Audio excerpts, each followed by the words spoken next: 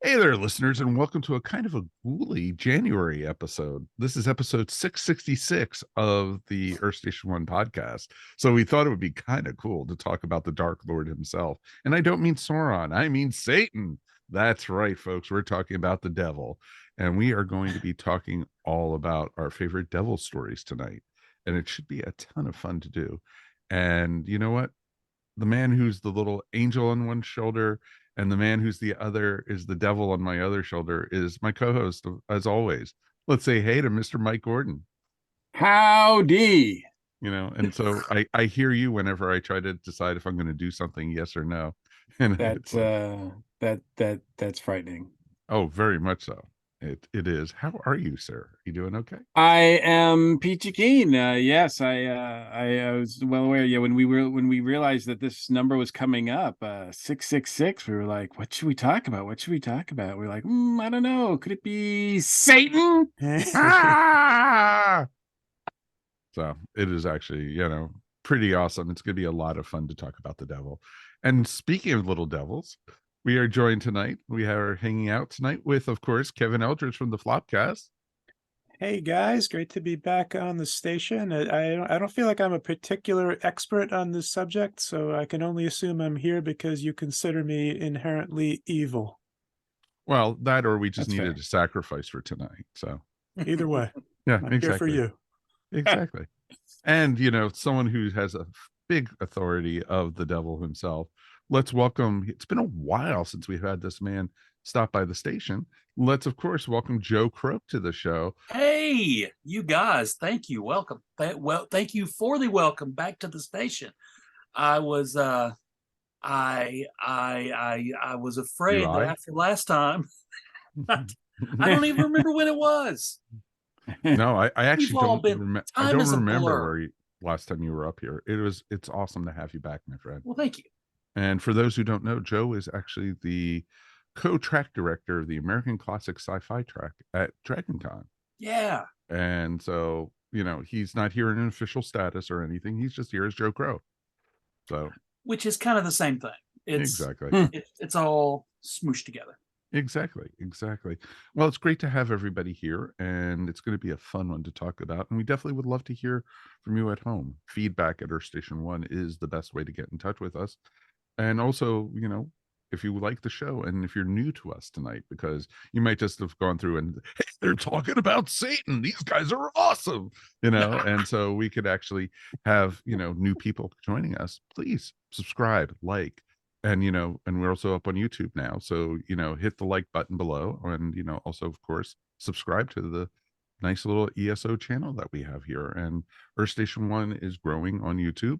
If you guys have suggestions, if you have anything you want us to cover, this is always a great way to do that. And it's just fun to be able to talk to people, to interview people, or just have fun topics. And that's what we've been doing. And Earth Station One is now coming into our 13th year of doing this show. So Lucky 13. 13, and it fits with 666. It's awesome. So, and and it's kind of funny on a side note. Did you both walk under ladders before you We got are to the station? We're podcasters, of course we walked under ladders too. Yeah, that is true. This is our curse. Yes, it is our curse. We're not going anywhere. We're not leaving. That's our curse. This is when after we both pass away, we'll be still doing this damn show. It'll be okay. And it might be a little more entertaining to see you if you're like a limb falls off or something like that. Yep. It'll be kind of interesting to Of see. course. Yeah, of course. So definitely, tell your friends and tell your neighbors about us. We would definitely appreciate it. Also, of course, let's say hey to our Patreon people. Patreon people, happy 2023. And I hope you guys are doing great. And thank you for your support as always. And, as a little way of saying thank you to our patrons, look in the mail probably in the next month or so. You're going to be getting a little gift from the ESO network. And you are, as a way, and no matter what level you're at, we are going to be creating brand new window stickers for you guys. We have a new logo, so it's time to make a new window sticker for you. And it's a way for you to show your love for the ESO network by putting us on your car, on your computers, or even some people put it on their foreheads. It's okay. We do appreciate it, and you know what? It's not a bad thing. And Mike, YouTube, can we add a new Patreon level where we get the patron's soul? Could we do that? that's the new $20 level, Kevin. That's perfect. worth $20. Okay. It's worth $20. So I definitely think a soul is worth $20 to us. Sure. So I think that's a great idea. I totally see that happening. And you too could become a patron of the ESO Network. All you have to do is go to patreon.com/ESO Network. And for as little as $1 a month, you can help support the network and support the station. We would really appreciate it. And we've got some great folks up there who've been with us for quite some time. And we do thank you from the bottom of our hearts. Also from the bottom of our hearts is our friends over at Tifosi Optical. Tifosi Optical has amazing sunglasses. You know what, folks? I have my Tifosi Optical sunglasses right here. Ooh. And you know what? Of course, Mr. Potato Head's holding it hostage. So not going to come out easy. Of course, that's what you happen when you do a live show. But here, we got Tifosi Optical sunglasses. And you know what? These are very cool. And they're even colored for the devil. So it's perfect. You know? And you know what? I'm sure the devil would be really appreciative of these really cool sunglasses. And you know what? You too can design. You could pick your own color. You could pick your own frame colors because these are pretty cool. I like the red and everything. And you know what? You can get 10% off your whole order, just not one pair of glasses. If it's on sale, whatever, it's your whole order. You can get 10% off. And you folks have been buying from Earth Station through Earth Station 1. We've been, selling quite a few of different pairs of sunglasses. And you too can do that for as little as 10% off this. Pretty cool. All you have to do is put in the code Earth Station 1. And you know what? You too can get a pair of sunglasses for free. Well, not for free, but cheap. For real cheap. Sorry, Tifosi Optical. Not that, yeah. But definitely check it out, TifosiOptics.com, and tell them Earth Station 1 sent you, and tell them they messed up the commercial really badly. So it's perfect. The devil made me do it. That's why. So, There you yes. go. There you go. all right, Mr. Mike, you ready to take us through Satan? Satan, yes, the devil. Look, I think the way the devil's been depicted, especially lately, has been really uber serious. But when I was growing up, it was very tongue in cheek. So it'll be really fun to talk about some of our favorite stories that we've experienced, where we first experienced the devil, or throughout the years. And lots of different examples.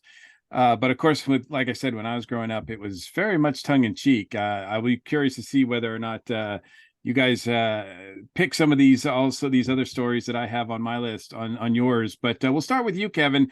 What do you Mike, remember? one quick question. Ex-girlfriends or wives don't count in this. Well, I mean, we'll have to say this. I mean, going forward, the devil has many names, right? So, I mean, the devil, trust me, the I Dark know. Lord, Lucifer Morningstar, Beelzebub, Ryan Seacrest. Like, there's a ton of names that this guy goes by. So, I mean, and I find it interesting too that a lot of the stories, especially early on, that movies and such that I saw, he wasn't actually called Satan. He wasn't actually called the devil. They would make up names for him, and we'll get to those a little bit later. But Kevin, what actually do you remember, like, the first time you ever even heard the concept of the devil? Wow, not especially. I mean, it's it's just always been there, right? Always been a very important part of my life, right? The devil has always been there, right by my side, leading and guiding me every step of the way. Yeah, of course. Yeah. Well, Rosemary's no, it's just Baby. That's one it of right those, there. one of those classic characters that you just always hear about everywhere you turn your whole life. And yeah, there are people that take the devil very seriously and think that it's a real thing. Yeah. I'm 100%. This show is not for them. No. This is the fictional character type version, I believe, that I'm certainly going to be dealing with.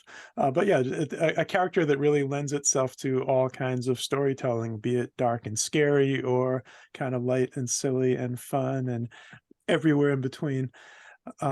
The first example that came to mind when you invited me to come up here and talk about the devil was one of my favorite Twilight Zone episodes, and that's The Howling Man. Nice. Ooh. Nice. Which I just rewatched a couple of hours ago to prepare for this, because my lovely wife gifted me for Christmas with the Twilight Zone Blu-ray set. So I Oh, said, nice. all right, bring up the Howling Man, please, because I'm going on Earth Station 1 to talk about the guy that those weird bearded dudes had locked up in their castle, the Howling Man. I Yeah, think that one is I've- not a tongue-in-cheek story. No, No. that Right? one's I know, pretty. dude. What are you doing? No. They play it pretty seriously, but it's a fun, classic Twilight Zone episode, and was always one of my favorites. Just effectively creepy, scary, a little. If you when you're seeing it for the first time, you're not sure which way it's going to go. As far as, are these just crazy old guys that have locked up an innocent man, or is their mission pure and true and they've actually captured the devil and are just locking him up in a castle to protect the rest of the world? And you don't really know which way it's going to go until a scene right towards the end. So just, another, that masterful Twilight Zone storytelling. Yeah, it's one of the It's better a ones. definitely nice Yeah. twist to it too. John Carradine, right, was the leader of the brothers that were keeping the devil imprisoned. At bay, yes. Yeah, that's wow, that is an amazing one. That one is one I hadn't seen till much later. I didn't know anything about it until I think we did an episode on the Twilight Zone, and I think one of our guests talked about how he rated it pretty highly, and I was like, I don't think I've ever seen that one. So Oh wow, yeah, I think it's considered one of the classics, one of the favorites. yeah. Joe, what about you? What's an early devil story that you can recall from your youth?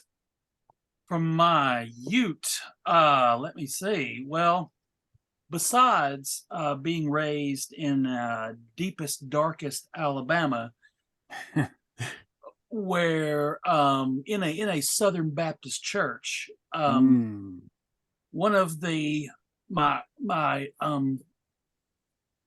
ever present encounters with the devil is there is a road sign along the interstate that goes to my home in my hometown, and it's a huge road sign with the actual devil emblazoned upon the roadside, and it has been there my entire life, and it says, "Go to church or the devil will get you."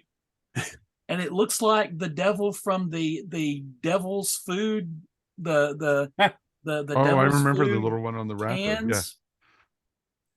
So instead of thinking of, the Lord of Hell, I was always thinking of tuna, or whatever, or Sure, the ham, whenever the I saw deviled that sign. ham. Yeah, I Deviled always ham, wondered Yeah. what was it? Was deviled ham?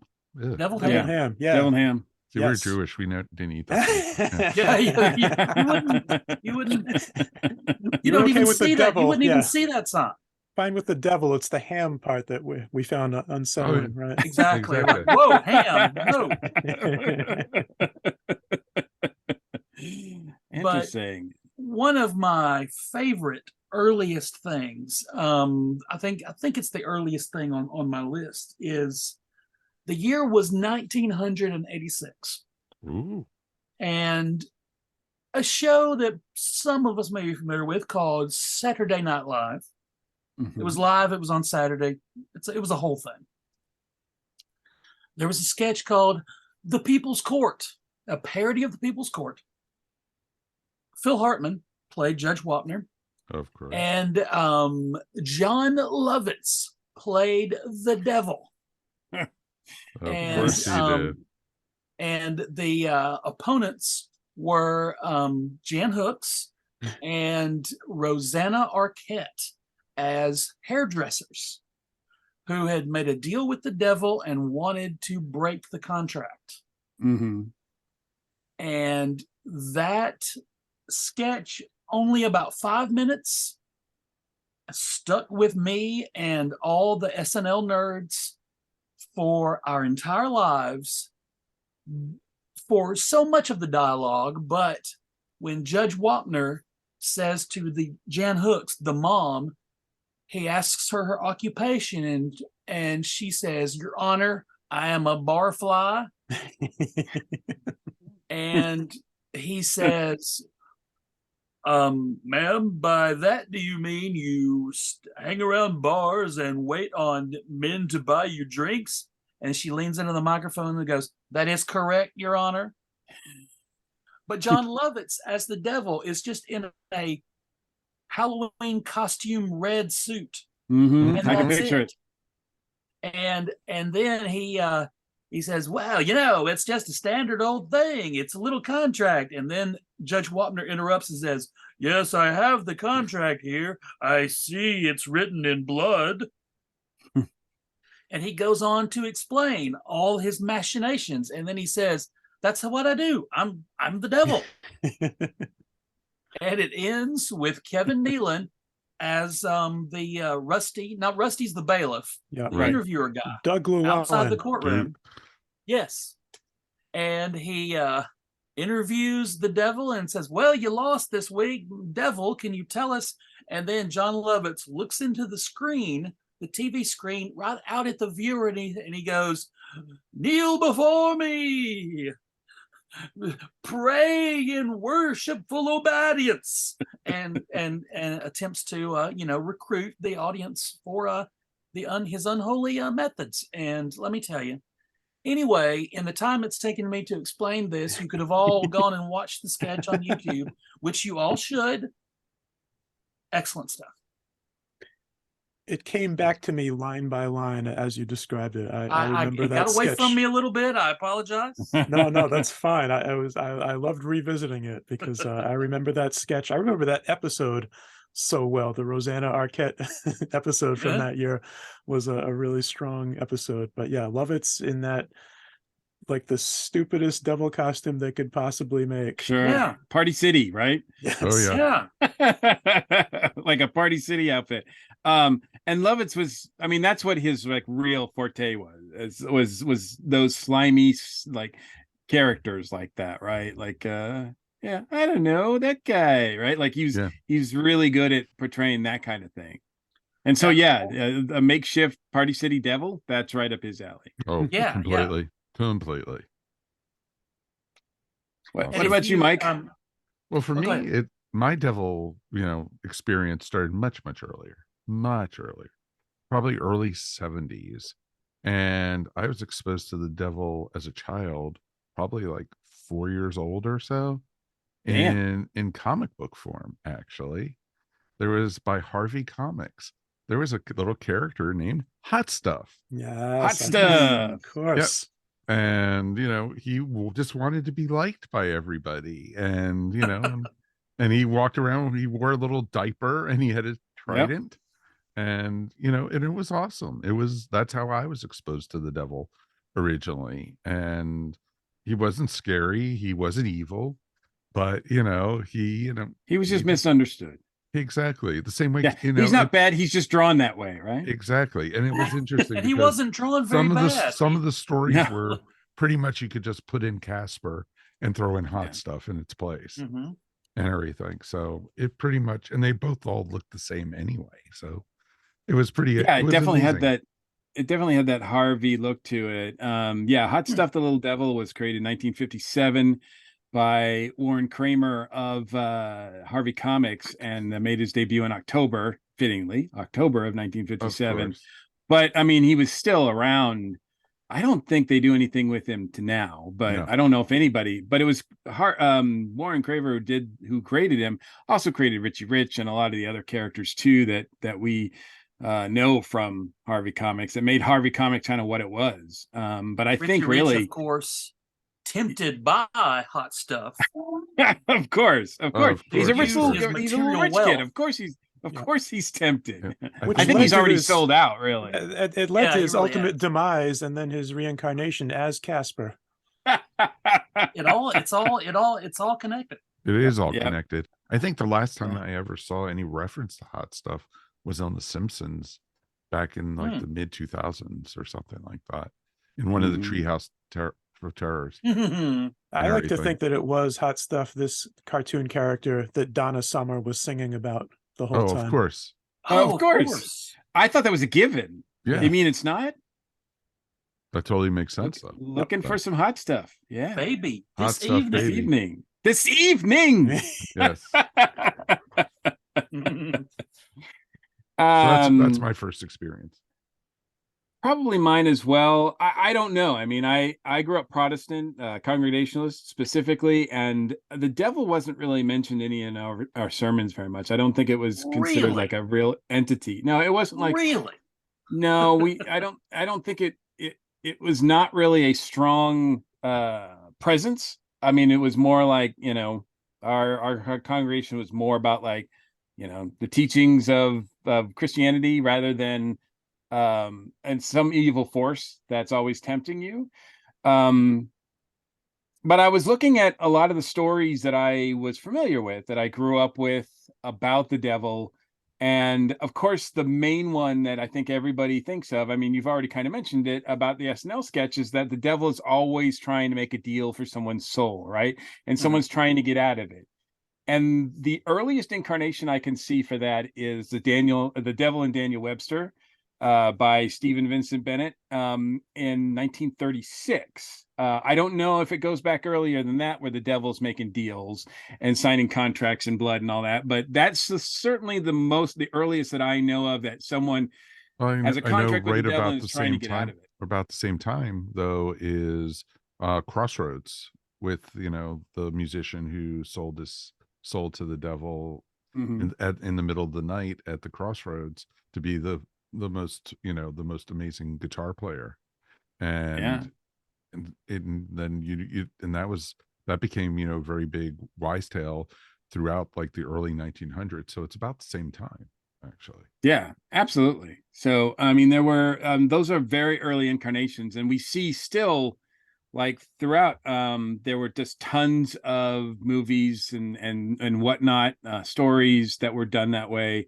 The one that comes to mind, and I was kind of surprised you didn't say this, Mike, because I thought you were going to call this one out immediately, was in 1979, the song "The Devil Went Down to Georgia," right? That's like that was next on my list. That was mine of course. also. Yeah, that was next on my list. The Damn it, Charlie Mike Daniels Williams. band. That's like the musical incarnation of the Devil and Daniel Webster, right? Like everybody knows that song. Well, I don't know. Everybody from our generation knows that song. I don't know if it still resonates with people today, because I have no idea what people today are really like. The kids today are thinking. But I'm pretty sure the kids today are still way into Charlie satanic Daniels violin competitions. They're still into fiddles. I'm sure that. Yeah, kids like to fiddle today. So yeah, did we all have that on the list? Oh, yeah. 1979. Yeah, because that was huge. I even had the is. lyrics pulled up here. So. Were you going to sing? No, I was going to talk it. It's a spoken word version of it, Mike. Yeah, like Shatner. Yeah, exactly. Yeah, or even the real song is pretty much spoken went down word. to Georgia. He was looking for a soul to seal. Charlie Daniels didn't really do much singing in the whole song. He really just tells the story. But yeah, so, and there's a few other ones that are on my list that kind of came out around the same time. I think that might have been inspired by that or whatever, but certainly we can talk more about those. But Kevin, you've got another one on your list? Well, I can keep this exact topic rolling right now, because the Devil and Daniel Webster that story was perfected in the 70s. In 1978, there's a Canadian cartoon from Nelvana called the Devil and Daniel Mouse. Oh, I remember that. Yes. Yeah, it's good. So there's these two little mice. They're musicians, a guy and a girl mouse. Then the girl mouse sells her soul to the devil in exchange for becoming a huge pop star. And because it's 1978, like, she's fronting a big disco dance band, and becomes wildly successful, not realizing that she'll have to give up her soul. So then Daniel Mouse, who she kind of left behind, he comes to her rescue at the end, and they have a big trial with the devils, this big cartoon red scary blob dude. And they have a big trials held with all these demons making up the jury.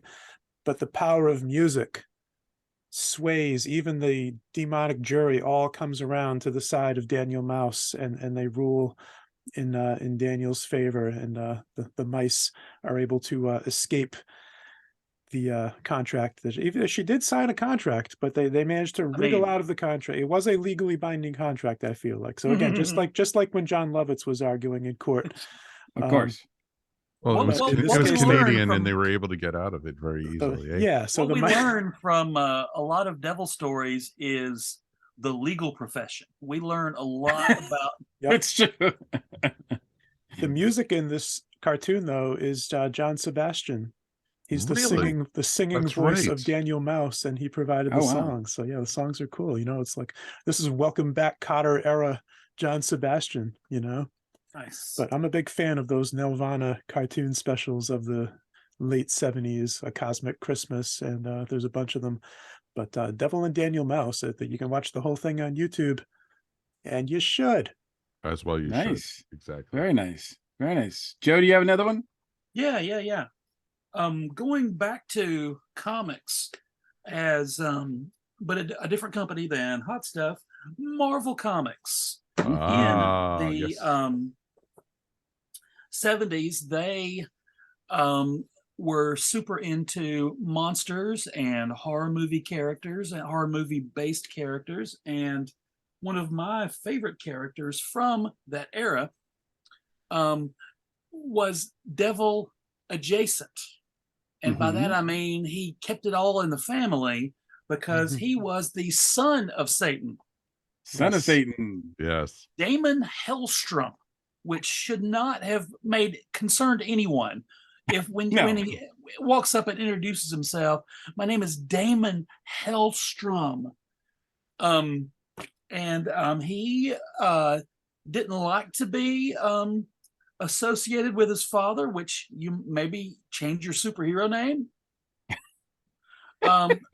But he had a trident that shot out fire from it, which is great. And he could summon a chariot of horses who were also on fire, you know, like you do.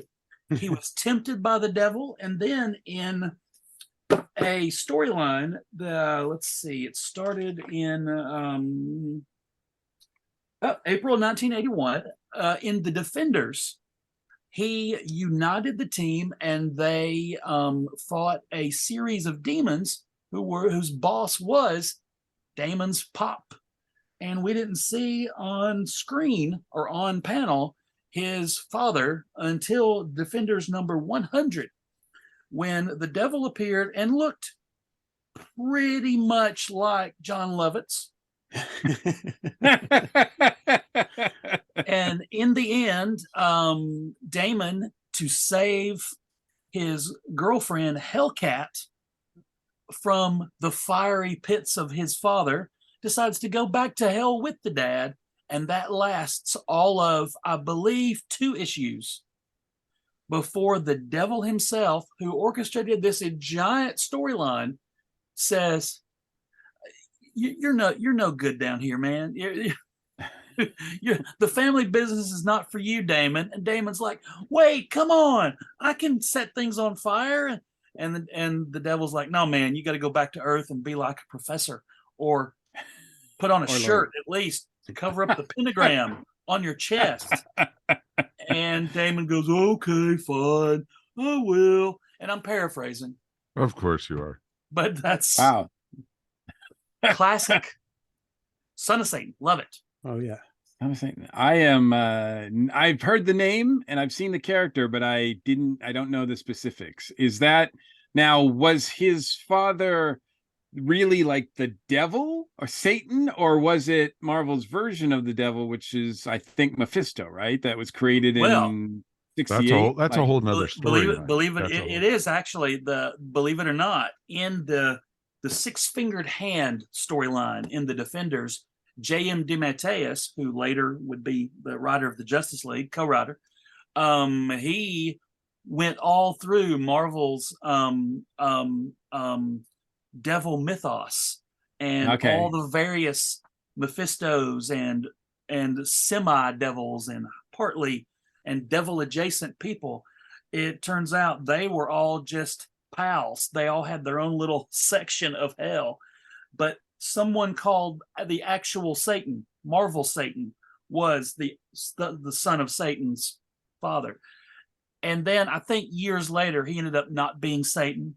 But I mean, Satan lies about stuff. Why would he even? Prince of Lies, right? Yeah, kind of his thing. Sounds about right. Yeah, the Mephisto is of characters the one that I'm sort of most familiar with, but only sort of later on, and of course nowadays, you know, the in charge of the MCU over at Disney and Marvel Studios. Kevin Feige is being a devil like the last few years, because he keeps like throwing out like hints that Mephisto is coming. And so like all the geeks are watching stuff and going, is that Mephisto? Is that Mephisto coming? Is that Mephisto? Like, and we don't know. No, we don't know. No, it's the Wrecker. No, it's Porcupine. Exactly. Hey, at least they haven't given us Paste Pot Pete yet. You know? we have yet to see Mephisto materialize in the MCU. It's so really I think, such a wealth of those kind of horror supernatural characters from Marvel from that early to mid 70s period. Oh, yeah, it's been largely untapped yet as far as the MCU. You know, they kind of drifted that way a little bit with the Halloween special that they did this with the Werewolf by Night. Yeah.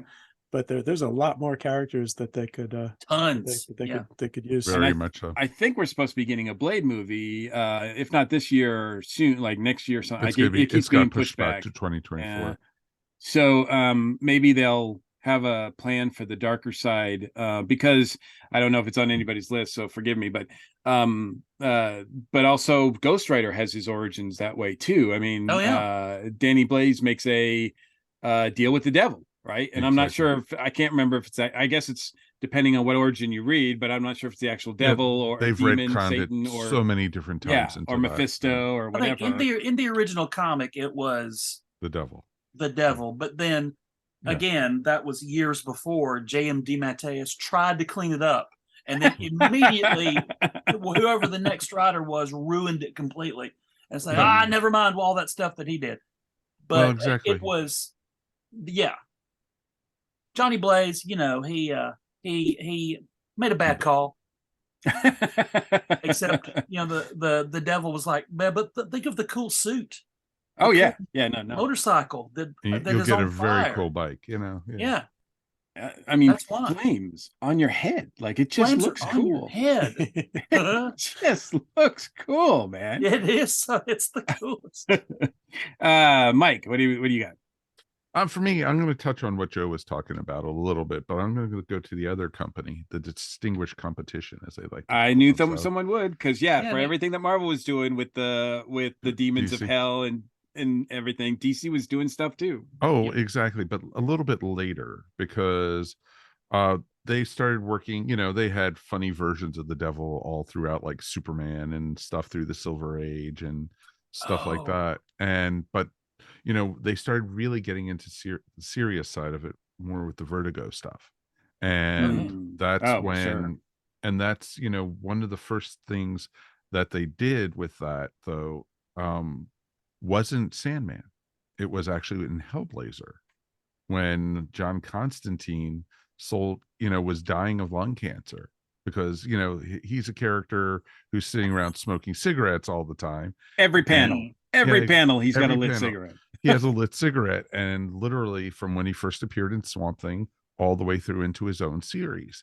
And in this one run that they wrote for him, it's finally caught up with him. He's dying and everything. And a way for him to get out of it, he sold his soul to the devil, but not just one demon of hell, to two different demons of hell. He sold it to Azrael and to Beezlebub separately and everything. And each one took claim to it, not knowing the other one also did. And so when he died, they realized that the two factions in hell would have to go to war against each other for his soul.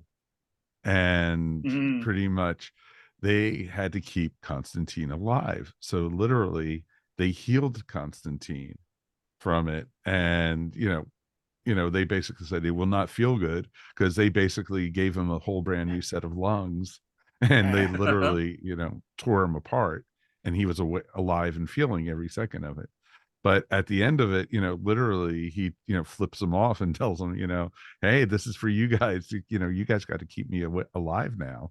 So he pretty much became immortal because of it. And That's it was so it was cool. such a brilliant story. Yeah. And that also started showing the different houses of hell in the DC universe, and that's led right into Neil Gaiman's Sandman, where Mhm.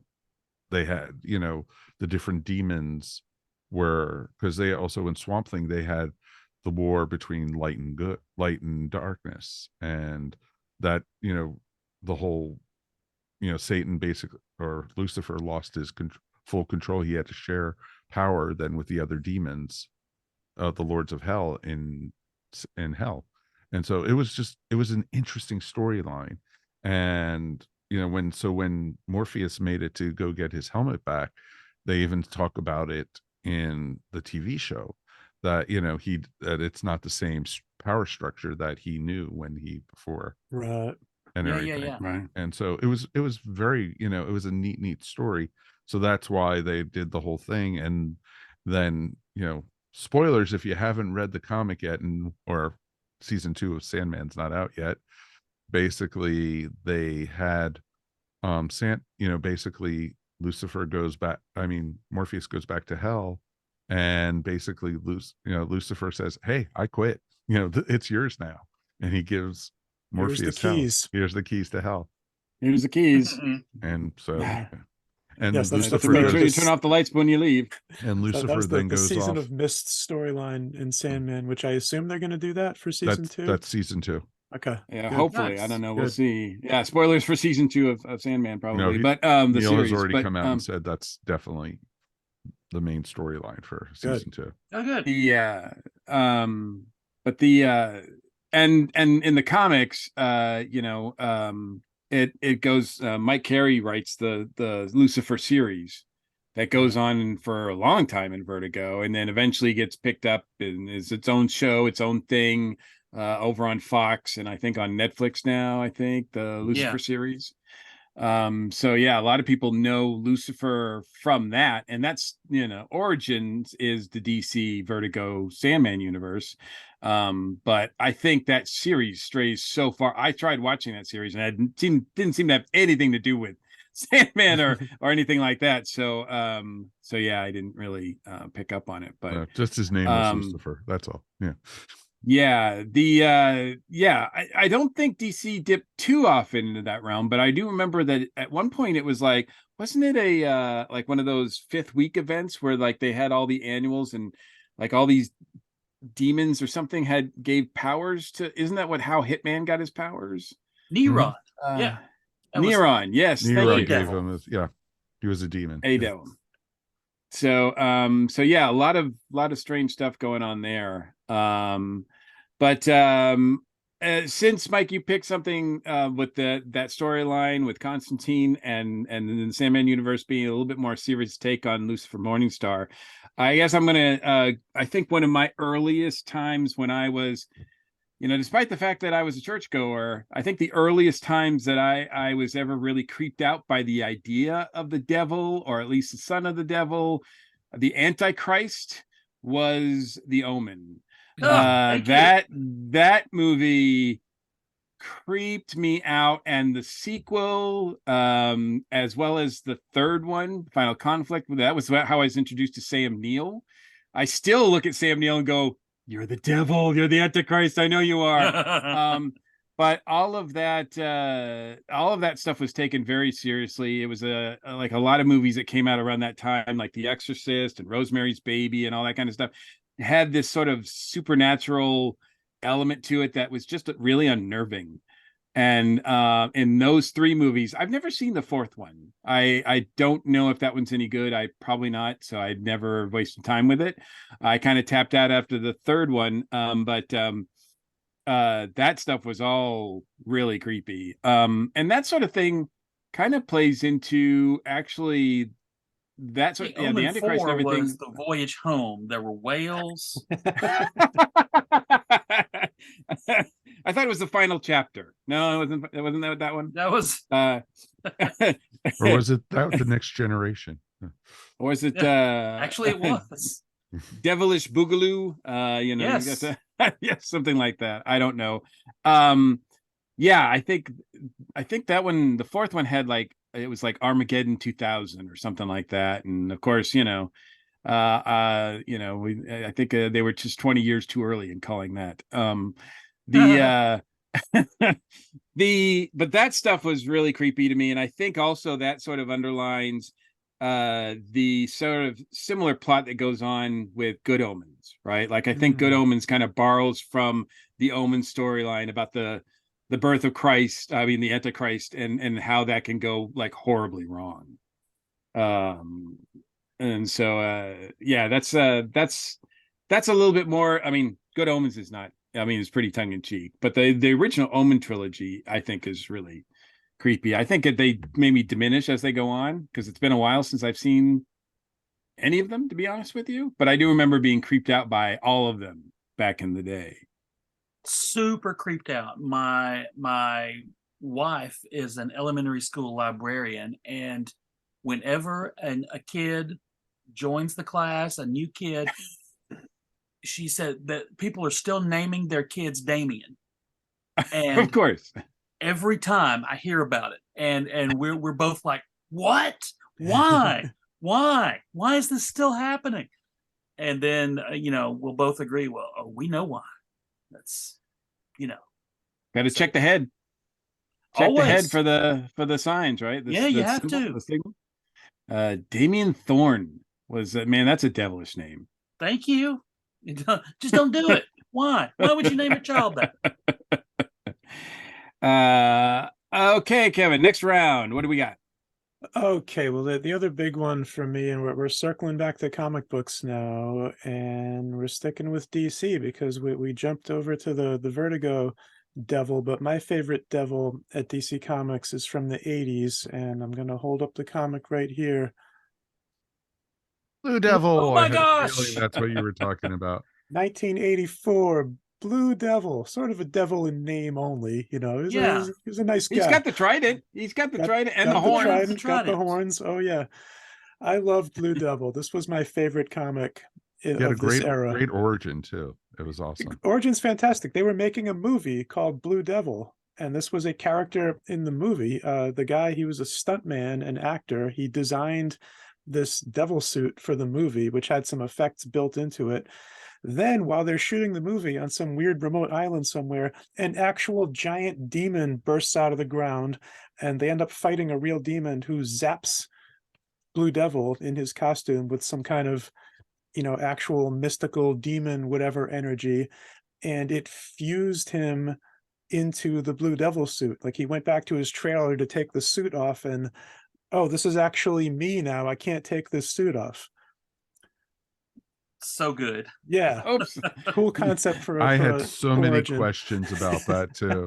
It's like, And I mean, you can write off anything as it's demons, it's magic, whatever, so anything goes. But it was such a fun series, especially the first half dozen or so issues when Paris Collins was the artist. When Paris left, the art really took a hit in the series, but it had the same writers for the whole run. And it was just a fun series, kind of a lighthearted series from DC. And he was trying to get out of the suit at first. He meets up with Zatanna because he thinks maybe Zatanna's magic can cure me. And so she tries. She says something backwards to separate him from the demon suit. And he had to scream at her to cut it out because he just felt like he was being ripped apart. And she had to stop. It was going to work too well. But he was kind of a reluctant hero. Like, he didn't really set out to be a superhero at first, but his friends described him as a weirdness magnet, because just wherever he went, strange things would happen and these weird characters, and he'd end up having to kind of go into a reluctant superhero mode.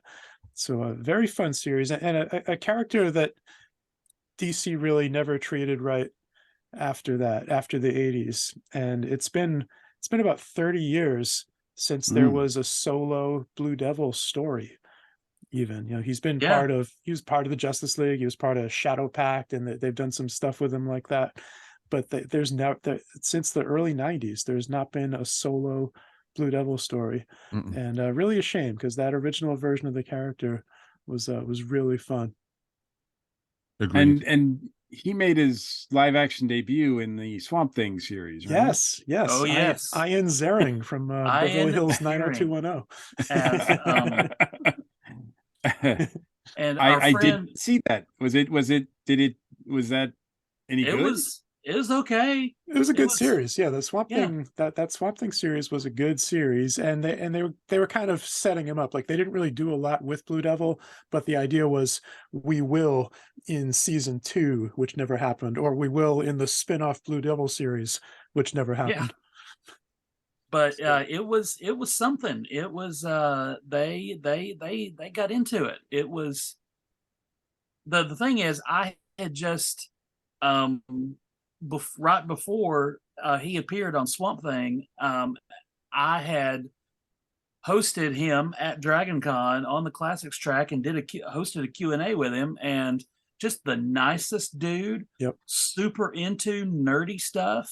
And Michael Bailey, our friend Michael Bailey, is not here to tell the story, but I'm going to excerpt it for you. He sold his Blue Devil comics online, and when he went to print the shipping label, the last name was Ziering. So someone doing some research. Yep. Yes. So I want to think in my mind that Ian Ziering now has Michael Bailey's Blue Devil comics. I like that. I like Yep. that. So, Yep. I hope he still has them. Hope he liked them enough That to would keep make them. Hope he so liked much them sense. enough, That would and- make so much sense. That's Yeah. why I am only going to sell my Wonder Woman comics to Gal Gadot. I turned down Thank all of you. her offers. I understand that. I split my Superman comics between Henry Cavill and the TV guy, Tyler Hoagland. They both wanted it. They fought over it. It was a whole thing. I must say, in full disclosure, I grew up in a little town called Winchton, Massachusetts. Our high school is Murdoch High School, and our sports team's name was the Blue Devils. Oh, sure. So Michael Gordon. I am a former Blue Devil. I can Michael announce that. Gordon. I The can say it. costume I can actually say it. came off. That's awesome. Yeah. Mike Gordon, my daughter's high school is the Blue Devils. Wow. And still, Winchton Murdoch still has the Blue Devils. I think a lot of high schools or something backed away from a lot of that stuff, but nope, not my high school. They Right. still Not the didn't back away from the Confederate generals, but I think Duke University is the Blue Devils also, I believe. yes, Mhm. but They are. the Blue Satans, sure, that's fine. The Blue Beelzebubs. Remember in baseball when they had a team, they named a team the Devil Rays, and then due to Right. public outcry, they they backed had to off change and it. shortened it to just the Rays. The Rays. That's right. People were That's right. freaked Yeah, out. but that was like a fish, wasn't it? It was a fish. Yes, It's but a fish. people are so stupid they don't realize that. Well, it is what it is. So I recently, when I was doing the research for this, I had to go and look at my alma mater's website to make sure they were still the Blue Devils. And yes, they are. So once a Blue Devil, always a Blue Devil. Thank you. I've been there, done that. Yeah, and when you're playing football, having those big horns is a serious advantage as well. Oh, Yeah, gosh, I will say that's probably true. I did not play football. I played baseball, and they were a hindrance. Let me tell you, they did not help. They did not help in the outfield at all. It also shrunk the strike zone really small. That's right.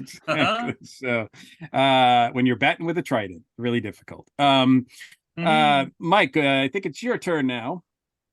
Oh, okay. I thought Joe was going to go next, but that's cool. I thought Joe did. No, did Joe? No. Joe? Did you not go? No. I think Joe was up. We just did Blue Okay, Devil, which was Joe's Kevin up. did- Joe's up. I'm sorry.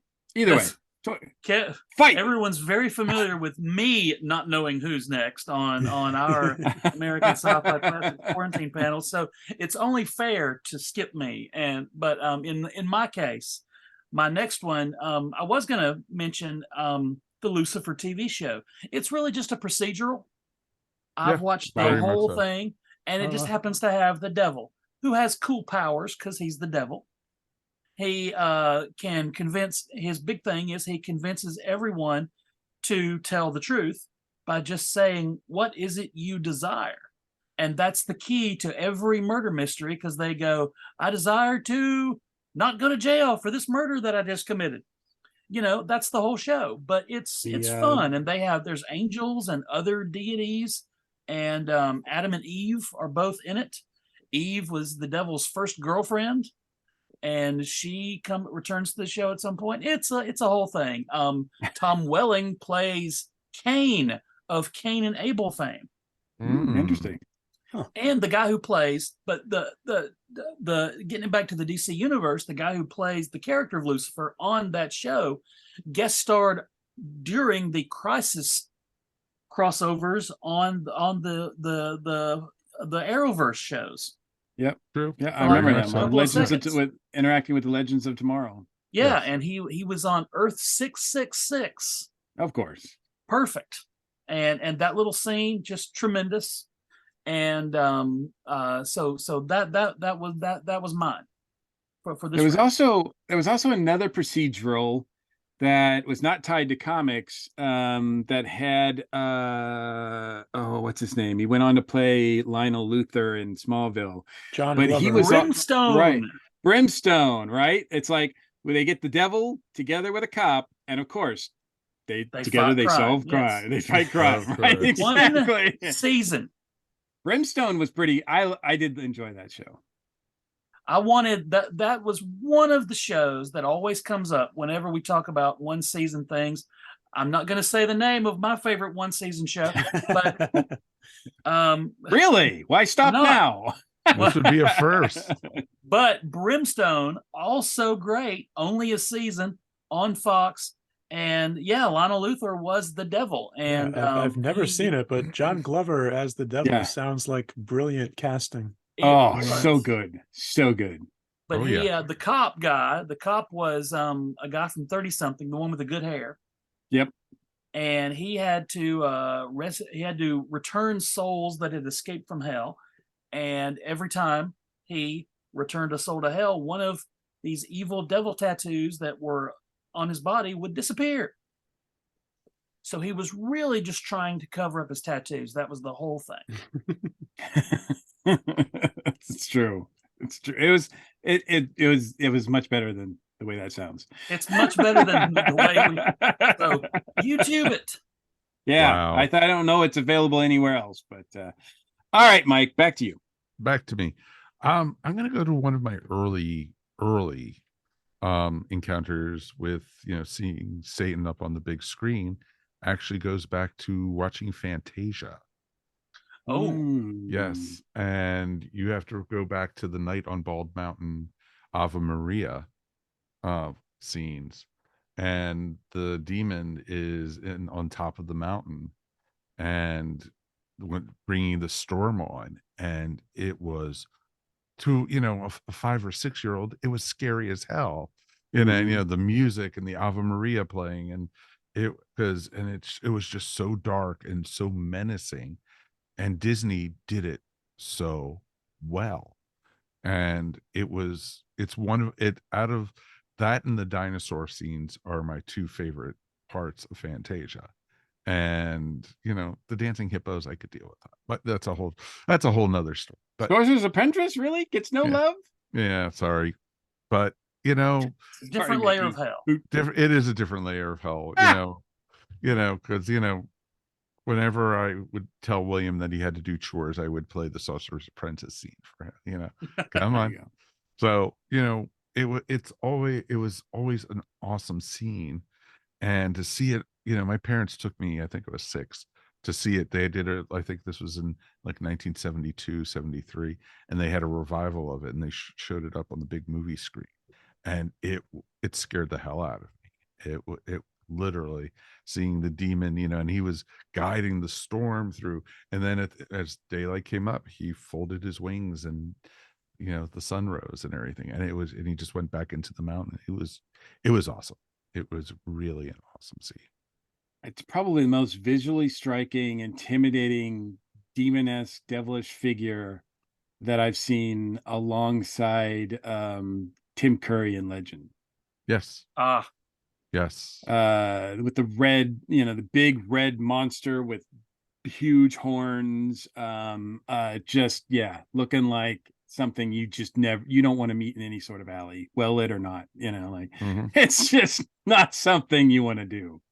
And for me, it amazed me because we had to write a paper on Fantasia when I was in college because I studied animation. And literally, this film was created in 1940 for them to put that out then. And it was just in Technicolor and everything. It was just amazing. It was really, really amazing. But I agree about the Tim Curry stuff too. It was an awesome version too. Yeah. Well, I'm going to go with a little less frightening, but really prevalent. Like I said, when I was growing up in the late 70s, early 80s, it seemed like the devil was available, and they were telling off tales of that devil and Daniel Webster story in a lot of different comedies. And of course you have this is a little bit earlier than that, but I would have seen it on TV in syndication. You have Bedazzled with Peter Cook as George Spiggott, who's actually the devil that Dudley Moore makes the deal with. You have in Oh God, You Devil, you have George Burns playing a double That was role. next on my list. oh, nice. You have a double playing a double role of Oh God, which he played in Oh God in 1977 and Oh God Book 2 in 1980. 1984, he plays the devil. He plays a character called, it's not called the devil. It's not called Satan. Technically, it's credited as Harry O. Tuffet. So I'm not really sure. Yeah, I know, right? But most notably, and I'm pretty sure I saw that one in the theater. And then another one that I saw in the theater that left an image on my brain, and now I can't help but think of this man as a devil in a lot of different ways. But The Devil and Max Devlin with Bill Cosby, and Elliot Gould, I believe, is the guy who he makes a deal with. But I actually saw in that Bill Cosby plays a character called Barney Satan or Satin, Satin. I have not gone back and rewatched this, but then I will say in full disclosure that it's hard for me to go back and watch anything with Bill Cosby in it. Unfortunately, that picture is tainted now. I'm sorry. And Bill Cosby used to be a huge influence on me. I mean, I used to love his comedy records. My parents had them. I played them over and over again. I love Fat Albert and all that kind of stuff. And then of course his other stuff, but now he's just, I can't do it. He's a devil in all different ways. He mixes a mean drink too. But I mean, that was good Lord. But I mean, that was all Good pretty night, silly. everybody. Like, I mean, if you say like Bill Cosby, George Burns, Peter Cook as devils, I mean, it's hard to take the devil seriously when they're doing that. They did remake Bedazzled, by the way, in 2000. I actually saw that on the big screen too, and that was Elizabeth Hurley played the Peter Cook role, of course, because they look so much alike. And Brendan Fraser was the Dudley Moore role. So I think they combined it in the original Bedazzled. It's Peter Cook as the devil, and then Raquel Welch as Lust. And I think in the 2000 version, they combined the devil and Lust and with Elizabeth Hurley. So I could see both. Yes. And of course, like I said, that also starred Brendan Fraser, who's making some waves these days. I guess coming off a pretty good performance in a new movie called The Whale, which I don't think has anything to do with the devil or Satan.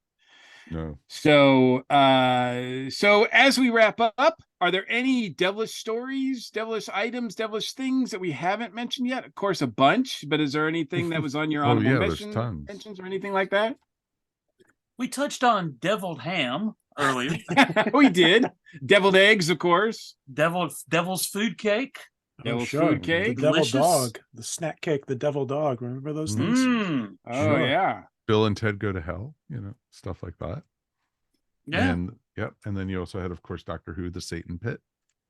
Oh, and That's true. there was a Superman novel called Miracle Monday. Right. Yes. After Hmm. it was after the Superman movie novelization, and Elliot S. Maggin from the comics wrote this novel where Superman takes on the devil, Wow. and it's one of my favorite things ever. It's a great book. If you could find at a used bookstore, it is Yep. so worth reading. Yeah, I'm not even familiar with that. That's cool. Mhm. But speaking of would taking have- on the devil, the other one on my list was Fantasy Island. Yes, Mr. Rourke had to take on the devil more than once. Roddy on Fantasy McDowell, Island, too. Roddy McDowell, who wore Oh, a that was black so suit awesome. to offset the white suit that Black Mr. Rourke suit. wore. Yes. Yeah, those are the. Was it more than once? Because wasn't that in the pilot? No. I don't think it was the pilot. I Okay. believe it was later in the series. Yeah, at least a couple of episodes, 2 or 3. Wow. Yeah. Which suggests that Mr. Rourke is on a godlike level, I suppose. He's squaring off with the devil. Well, I mean, Well- he had powers. Yeah. Oh, yeah, well, absolutely I, had powers. they also kind of hinted at it when they did the remake later. yeah. With 'Cause- Malcolm The McDowell. Malcolm McDowell. McDowell version. Yeah. Yeah. And when Malcolm McDowell is like, burn all those white suits. We don't do that around here anymore. Mhm. And it was pretty darn awesome. And then it was, yeah, that's been remade several times. I think there was 2 more series and a horror movie or something. Oh, that with, horror movie was There, so there's a Fantasy Island currently happening, What? and she plays the lead character is Mr. Rourke's granddaughter, Oh, wow. Ah. and there's a picture of Ricardo Montalban in her office. Oh, Of that course. sounds familiar. Yeah, I think I Yes. did Yeah. see a little bit of that. Is it him dressed as Khan though? No. No. Picture of her uncle, her grandfather with his chest out. Yeah, that's here's my half naked grandfather. Oh god. All right, folks. Well, however they're packaged, I don't think we'll see the end of stories featuring the devil, serious or otherwise, because it does seem to be it is a huge figure in storytelling. He's the ultimate bad guy, right? I don't know if you can get any worse than him. You can have your Thanos, you can have your Doctor Doom, you can have, you name him, but the devil's got to be like the number one bad guy, right? Okay. She say so. I mean, it's biblical. It's like, Depends on whose it's Bible you're epic and looking biblical. at, dude. Here we go. Okay, 6 All hours right. later. Exactly. I was going to say, so that's a perfect time to end this conversation anyway. So anyway, thanks guys for sharing your favorite devil stories, and we will be right back, and we're going to close out the show. Cool. And this is the section now where we usually talk to our YouTube listeners and viewers. Oh, Hi, YouTube people. This Hey, is YouTube. almost like your Kevin's secret extra stuff on his podcast. this part is specifically for the people that are tuning in to watch the visual version of the show. Exactly. They're tuning in for our matinee idol good looks. Oh, So, exactly. hello. Stunning. Welcome. Yeah, exactly. So they've been here for an hour and a half already, Joe. So you don't need really need to. Oh, So question for you guys. Any New Year's resolutions? Yes, Yes. And it is? I made a resolution. I announced it on my show, The Flopcast, at the end of 2022. My resolution is this year, I'm going to be sillier. Really? mm, I could see it. I'm going to do it. And I Yep. think he's going to try doing an Iron Man competition too. I That think would be very silly. Yes. I think if anybody can, you're the guy. You're the guy. I'm backing that horse. Yeah. Right. Oh, Mhm. definitely. What about you, Joe? Anything? I think I'm done. I think I've done everything. I'm You've already had your resolutions. this year I pro wrestled That's like right. 4 times, and it was amazing. And I'm going to keep doing it.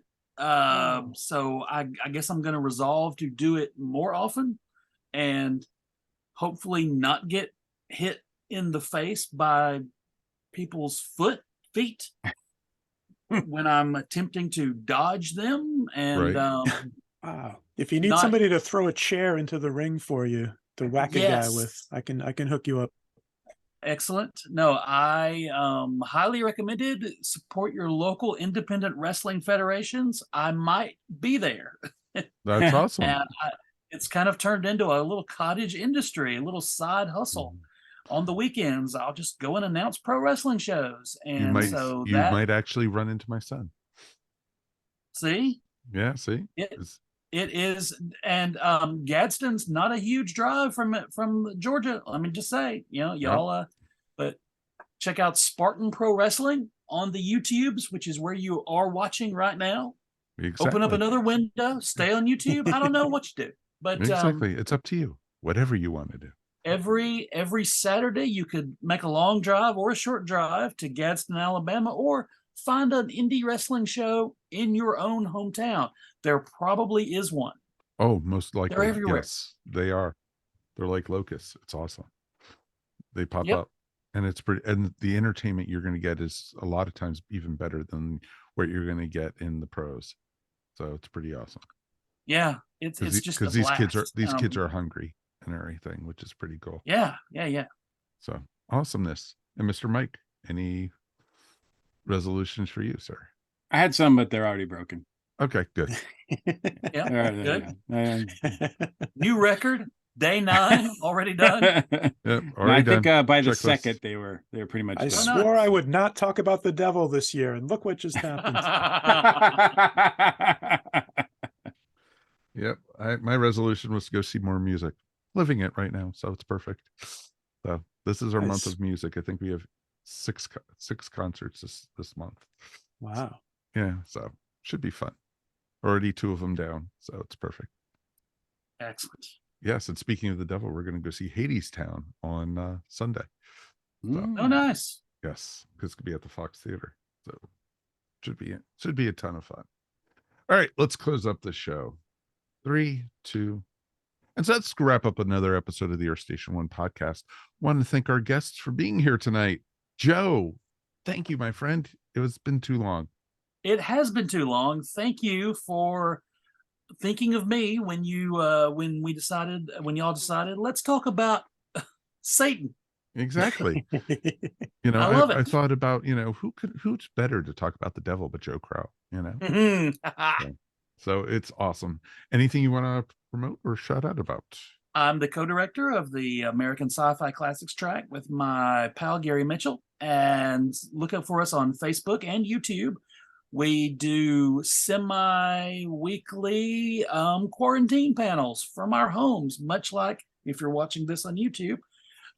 We do panels. We kind of took the holidays off, and a couple of months before then, we're gonna get back into doing those. So check those out. It's always fun. All the people you've seen on the episode tonight probably are going to be on there at some point.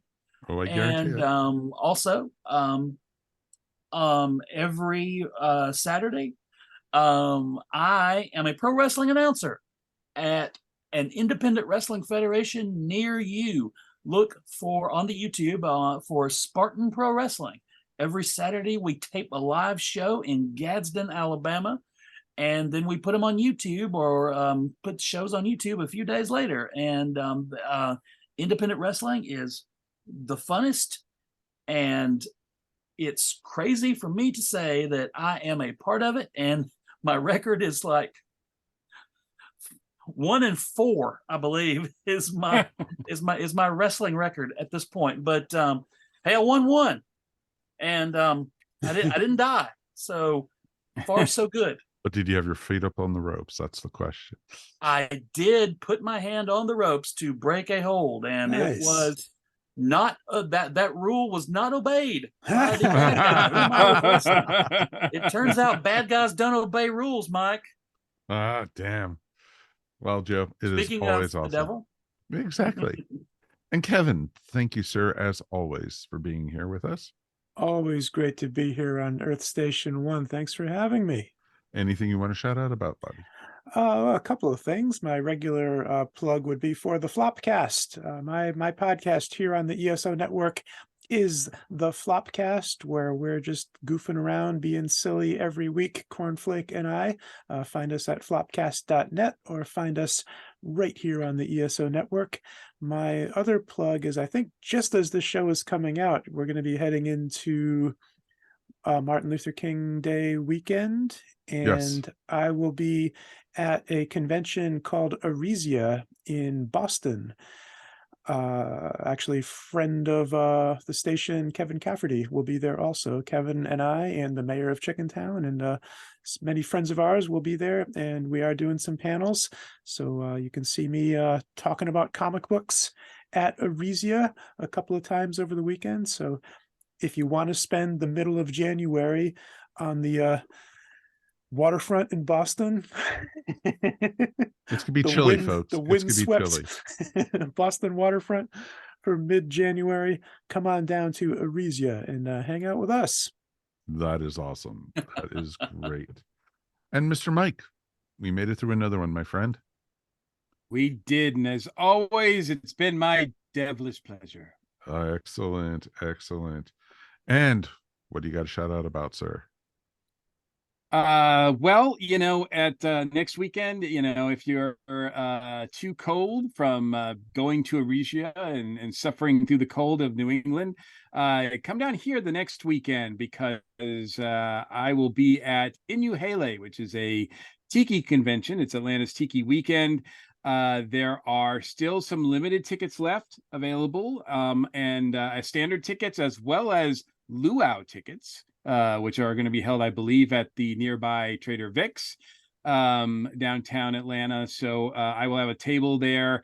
I will have all sorts of Tiki Zombie stuff, except, of course, for the new issue, which we're still working on. But come hang out with us. Get your Tiki on at Inuhele. And that is, the dates on that are January 20th through the 21st. Is that right? 22nd? Somewhere in there. Yeah, the next weekend. All right, That's that awesome. sounds way better. Mike, can we switch? I feel like I've Yes. made a huge mistake. That's well, possibly did. Possibly did. Can But do, no won't. takey backs. Sorry. No takey backs. and Yeah, I don't get my deposit back. Sorry. Nope. So awesome, dude. It sounds like a great convention. Sounds like you're gonna have a ton of fun. Tiki's, how bad can it be, right? It's fun. It's a good Exactly. time. All right. My shout out, real quick, is going to a show that Judy and I just got completely caught up with, and it's a ton of fun. It is on it's on Hulu and FX. It is called, of course, Reservation Dogs, and it is a show that deals with real life in a Oklahoma reservation, with the kids growing up there, and it's sometimes really funny, it's sometimes really sad, and sometimes really tragic. And folks, it's amazing to be able to watch this, and the show is brilliant. It is truly, truly brilliant, and it's half-hour bits. And the first season's 8 episodes, and the second season, which just came out this fall, is only 10, and it's really worth it. You're gonna love this show. I can almost guarantee it. So, and you know what? If you don't like it, Joe Crowe will, tackle you and actually try to Yes. pin you. So it'll be perfect. yes, I will. Exactly. So it's going to be it for another episode. Thank you guys for listening. We'll be back again in a couple days, and we are going to be doing an interview with author Jim Beard. It's going to be a lot of fun, and he's a great guy, and he's into so much different stuff, and he's worked on so many different projects. We're going to be talking all about everything that he's got going on right now. So definitely join us for the next episode of Earth Station One. But until then, thank you for listening to the Earth Station One podcast. We couldn't do this without you.